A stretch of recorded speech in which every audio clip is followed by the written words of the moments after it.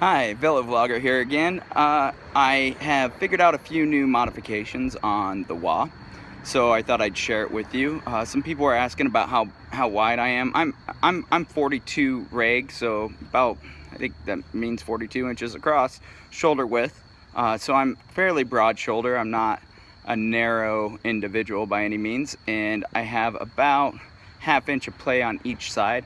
I will get more accurate measurements for you, but what I want to do today is show you the update I made. I found a solution to the GPS mount that was kind of flopping around. I found a RAM mount that works really well. You can tighten it down. I can put it up into position when I'm getting in and out, and then I can also bring it down when I am in the Velo. Also, I changed out the speedometer to something a little better in my opinion. It's a Garmin Edge 25.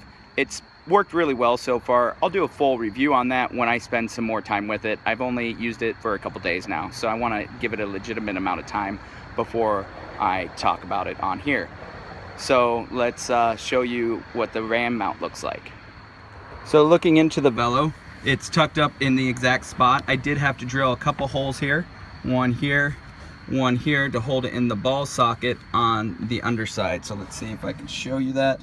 So there's a, let's see if you can see it right here. There's the ball socket that it all connects to, and it extends out. I also drilled a couple holes to attach the new speedometer or bike computer. Works pretty well. So there is a twist knob underneath here. Let's see if I can find it and show you. I can't see here, but there's a little twist knob here, and it just kind of loosens up a little bit, and then it swings in place. Doing this one-handed is a little more difficult. So then it just twists up and it holds tight through the whole ride. You can tighten it and loosen it as much as you want. You can also, because it's on a ball joint, if I untwist it here again, you can slide it up this way, tuck it here so I can see my phone when it's down here, and then it just loosens up. Slide it back into place, and pretty easy peasy. So a couple last notes to the replacement of the GPS mount from Katanga. One, Katanga has contacted me, Stefan from there. He has said they are aware of it now, and they are looking into maybe a better option going forward in the future, which is awesome because that means that they're really responsive to the community and to their current WAW owners. I think that's unbelievable. It was also kind of another thing that sold me on the WAW. Any updates that they had made to the new models of the WAW with this 2015 are retrofittable on older WAWs, on most older WAWs. Not all of them, but quite a few of them, which is kind of cool because they're taking care of their old Velos as well.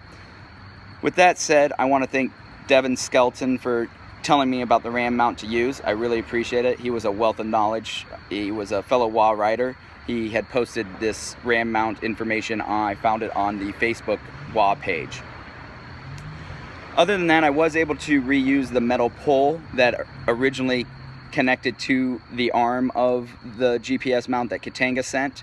If I wasn't able to, I was just going to use a wooden dowel or find another aluminum pole to put everything on.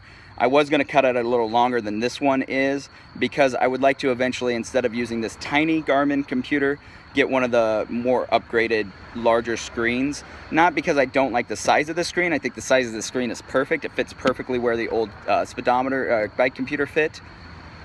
It just would give me more battery life. This Edge 25 only has about 8 hours, and it's one of my least favorite features so far about it. But I will do a full review on that Garmin bike computer in a future video. So like I said, if I add a little link to the staff on this mount, I'll be able to put a larger bike computer on there with it. So other than that, thanks for watching in. Ride safe and ride free.